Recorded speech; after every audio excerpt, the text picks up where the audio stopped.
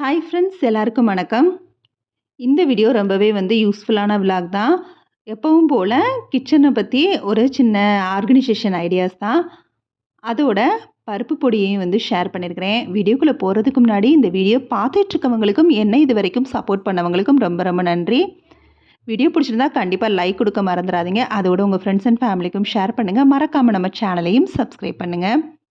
அதுக்கு எந்த குழம்பு இல்லைன்னா கூட நம்ம எமர்ஜென்சிக்கு பருப்பு பொடி அரைச்சி வச்சுருந்தோம்னா, சாதம் மட்டும் வச்சு நம்ம பருப்பு பொடியோட கொஞ்சம் நெய்யோ இல்லை எண்ணெயோ நல்லெண்ணெயோ ஊற்றி கொடுத்துட்டோம் அப்படின்னா செம்ம டேஸ்ட்டாக இருக்கும் 2யும் பசஞ்சு சாப்பிட்றப்ப. ஸோ இது சிம்பிளானது, நம்மளோட வேலைகளை குறைக்கிறதுக்கான ஒரு சூப்பரான ரெசிபி. துவரம்பருப்பு, பாசிப்பருப்பு, கடலைப்பருப்பு 3யும் 1 கப் அளவு, அதாவது ஒரே ரேஷியோவில் எடுத்துக்கணும். ஒவ்வொன்றையும் தனித்தனியாக நல்லா பொன்னிறமாகிற வரைக்கும் வறுத்து எடுத்து வச்சுக்கலாம். அடுத்து கொஞ்சமாக 1 ஸ்பூன் அளவுக்கு உளுத்தம்பருப்பு எடுத்துருக்கிறேன். கருப்பு உளுந்து கூட சேர்க்கலாம். அதோட சீரகம், மிளகு 1 பிஞ்ச் அளவு சேர்த்துருக்கிறேன். அதையும் நல்லா வறுத்து போட்டாச்சு. 1 ஸ்பூன் அளவு பொட்டுக்கடலையும் வறுத்து சேர்த்தாச்சு. இப்போ கொஞ்சமாக நல்லெண்ணெய் விட்டு பூண்டை நல்லா தட்டி போட்டு ஒரு 3 பூண்டு அளவு சேர்த்துருக்கேன். கொஞ்சமாக கருவேப்பிலை, காரத்துக்கு வத்தல் சேர்த்துருக்கேன். என்னோட வத்தல் பயங்கர காரம்ங்கிறதுனால 2 வத்தல் மட்டும்தான் ஆட் பண்ணியிருக்கிறேன். அவ்வளோதான். இது ஆறுனதுக்கப்புறம் இதோட உப்பும் பெருங்காயம் போட்டு அரைச்சிக்க போகிறோம். அவ்வளோதான் இந்த ரெசிபி. இது எமர்ஜென்சி கூட நம்மளுக்கு எந்த குழம்பு ரெடி பண்ண முடியலனா கூட இதை கொஞ்சமாக நல்லெண்ணெய் கலந்து சேர்த்து சாப்பிட்றலாம். சூப்பராக இருக்கும்.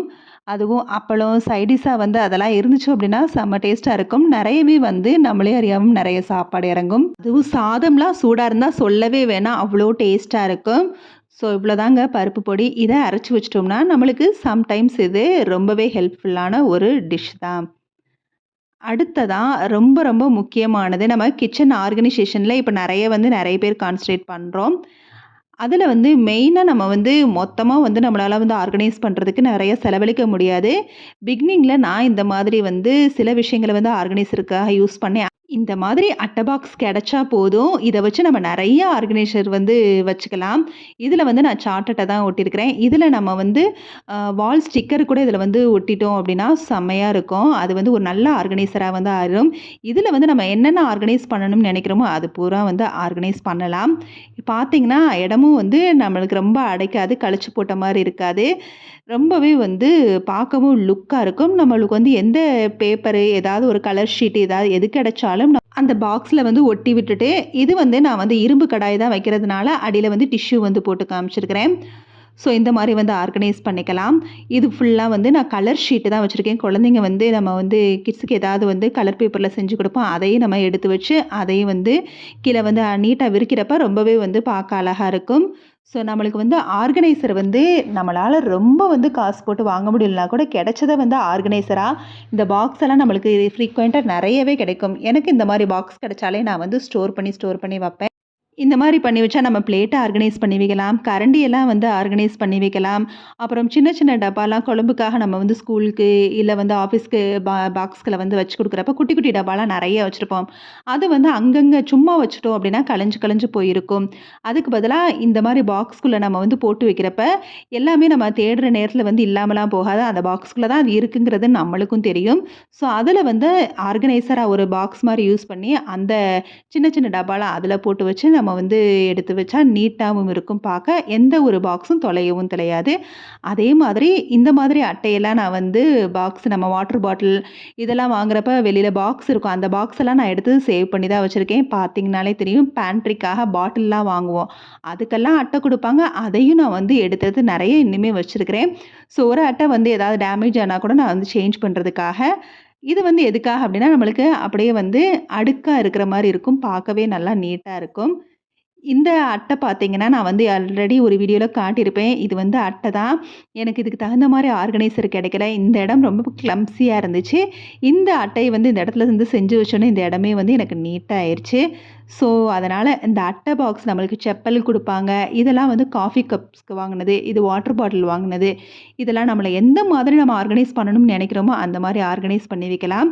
இதை ஆயில் பாட்டிலுக்கு ஸ்டாண்டு மாதிரி, அதாவது அடுக்கு ஸ்டாண்டு யூஸ் பண்ணுற மாதிரி கூட நம்ம ஒட்டி நீட்டாக வச்சுக்கலாம். நம்மளுக்கு கலர் பேப்பர் இல்லைனா கூட ஒயிட் பேப்பரை கூட நம்ம வந்து ஒட்டினோம்னா நீட்டாகவும் இருக்கும். அப்படி இல்லைனா உங்களுக்கு ஏதாவது வால்பேப்பர் வந்து ஒட்டினது மிச்சம் ஏதாவது இருந்துச்சு அப்படின்னா அதை இதில் ஒட்டி வச்சிட்டோம்னா பார்க்க வந்து ஏதோ புதுசாக கடையில் வாங்கின ஒரு ஆர்கனைசர் மாதிரியே இருக்கும். பார்த்தீங்கன்னா தெரியும். நான் வந்து இப்போ இந்த மாதிரி மெயின்டைன் பண்ணல. என்கிட்ட வந்து ஒரு ஆர்கனைசர் வந்து இருக்குது. இது ரொம்ப நாளாக வந்து யூஸ் பண்ணிகிட்ருக்கேன். ஸோ இதில் தான் நான் அந்த ஆயில் பாட்டிலை வந்து வச்சிட்ருக்கிறேன். இந்த ஐடியா உங்களுக்கு யூஸ்ஃபுல்லாக இருக்குங்கிறதுக்காக அதை நான் வந்து செஞ்சு காட்டினேன். அடுத்து இது வந்து காஃபி கப்பு உள்ளது தான். இது வந்து இப்படி பார்ட்டிஷனாக அங்கேயே இருந்ததுனால, இப்போ இந்த இதில் நம்ம வந்து ஆர்கனைசர் யூஸ் பண்ணுறப்ப நம்மளுக்கு மணி பிளான்ட்லாம் இருந்தால் நெறைய இடத்துல வந்து நம்ம ஆர்கனைசரா வந்து யூஸ் பண்ணலாம். ஆர்கனைசர் வைக்கிற இடத்துல ஒவ்வொரு ட்ரேலையும் வந்து அந்த மணி பிளான்ட்ட வைக்கிறப்ப இன்னும் பார்க்க ரொம்பவே லுக்கா இருக்கும். முக்கியமா இந்த கரண்டி இதெல்லாம் வந்து ஸ்பூன்லாம் சின்ன சின்ன ஸ்பூனெல்லாம் வந்து தொலைஞ்சு போயிரும். அத வந்து இந்த மாதிரி நம்ம வந்து ஆர்கனைஸ் பண்ணி வைக்கலாம். இந்த மாரி பேக் எல்லாம் வந்து எதுக்கு குடுப்பாங்க அப்டின்னா, நம்ம நெறைய வந்து ஏதாவது வாட்ச ஷாப் பண்ணுவோம். அப்படி இல்லன்னா மொபைலு அந்த மாரி அப்ப இந்த மாரி ஒரு பேப்பர் பை மாரி குடுப்பாங்க. அது நான் வந்து நெறைய வச்சிருக்கிறேன்.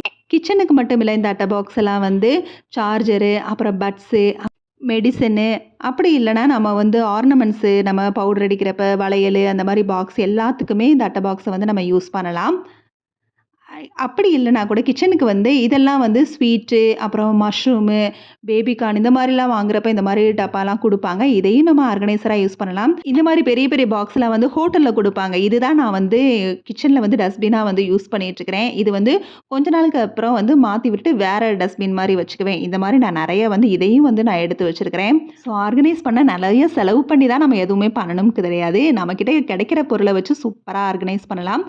என்கிட்ட பொருளெல்லாம் வந்து உடனே நான் வந்து வாங்கினதில்ல. எல்லாமே ரொம்பவே டைம் எடுத்து 1 இயர், 2 இயர் கிட்டயே சேர்த்த பொருள் தான் என்கிட்ட இருக்கிறதெல்லாம்.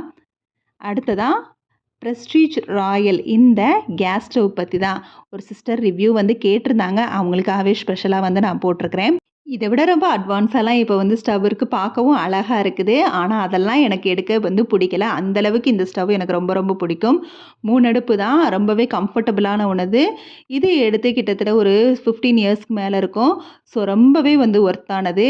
இந்த கருப்பு வளையம் மாரி குடுத்துருக்கிறது 3 அடுப்புக்குமே இருந்துச்சு. நான் மொதல்லாம் சொல்லியிருக்கிறேன்ல, நான் ரொம்ப சோம்பேறி. இப்ப தான் கொஞ்சம் கொஞ்சம் வந்து வேலைகள வந்து பார்க்குறேன்னு சொல்லி.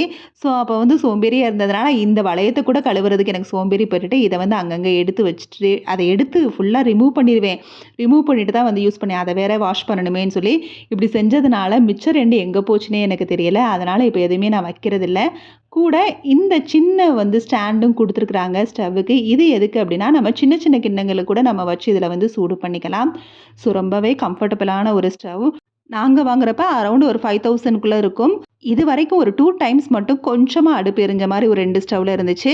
மத்தபடி அதுவுமே என்னோட மிஸ்டேக் தான். நெறைய வந்து பால் பொங்குனா, அது எப்படி வந்து பாலோ, குழம்போ ஏதோ பொங்க விடுறோம். அதனால அடைச்சது தான். மத்தபடி எந்த ஒரு இஷ்யூவும் இதுவரைக்கும் வந்ததில்ல. நல்லாவே வந்து பர்ன் ஆகும். சூப்பரான ஒரு ஸ்டவ். ஆனா, இப்ப இந்த மாதிரி கிடைக்குதாங்கிறது எனக்கு தெரியல. இன்னொன்னு கிளாஸ் அடுப்பு வந்து எனக்கு அந்த அளவுக்கு சேஃபான்னு தெரியல. கொஞ்சம் அத யூஸ் பண்ணவும் பயமா இருக்கு. இன்னொன்னு நெறைய பொருள வந்து சேஞ்ச் பண்ணணும். வேற ஏதாவது வாங்கணும்னு நெனைப்பேன். ஆனா, இதுவரைக்கும் நான் வந்து கேஸ் ஸ்டவ் வந்து நெனச்சதே கிடையாது. அந்த அளவுக்கு சூப்பரான ஒரு ஸ்டவ். இந்த சூப்பரான ரிவ்யூவோட இந்த விளாக் முடியுது. Okay, bye. தேங்க்ஸ் ஃபார் வாட்சிங்.